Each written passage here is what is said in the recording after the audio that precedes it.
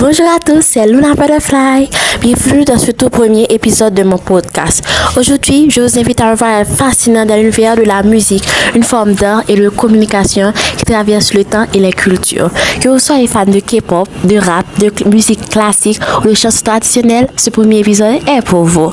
La musique est l'une des plus anciennes formes d'expression humaine. Les traces archéologiques montrent que les premiers instruments de musique remontent à plus de 40 000 ans.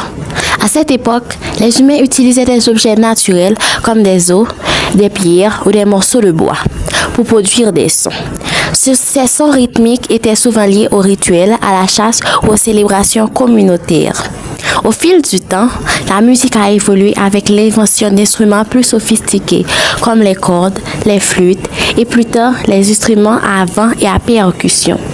Dans toutes les civilisations anciennes, en Afrique, en Asie, en Europe, en Amérique, la musique a joué un rôle essentiel, que ce soit pour honorer les dieux, raconter des histoires ou simplement unir des gens. La musique transcende des barrières linguistiques et culturelles. Elle parle directement à nos émotions. Une mélodie peut exprimer la joie, la tristesse, la colère ou la paix, sans qu'aucun mot ne soit nécessaire. Par exemple, même sans comprendre une langue étrangère, on peut ressentir l'énergie d'un morceau de rap ou la douceur d'une balade. Les chercheurs ont découvert que la musique active des zones spécifiques du cerveau liées aux émotions, au plaisir et à la mémoire. Elle peut même influencer notre bonne humeur et notre bien-être physique. C'est pourquoi on utilise la musique en thérapie, dans les soins médicaux ou simplement pour se relaxer.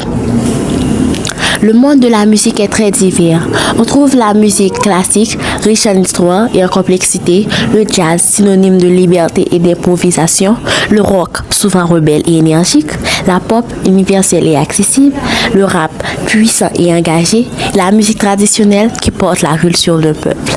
Aujourd'hui, grâce à l'Internet, nous avons accès à toutes ces musiques, où que nous soyons.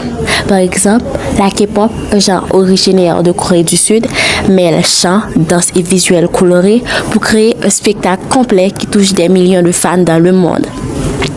Personnellement, la musique est une source d'inspiration, de motivation et de joie. Elle m'aide à exprimer ce que je ressens quand les mots ne suffisent pas. J'aime créer, chanter et danser sur des rythmes qui me donnent de la force. La musique me connecte aussi aux autres parce qu'elle crée un espace commun où on peut partager des émotions, des idées et même des rêves.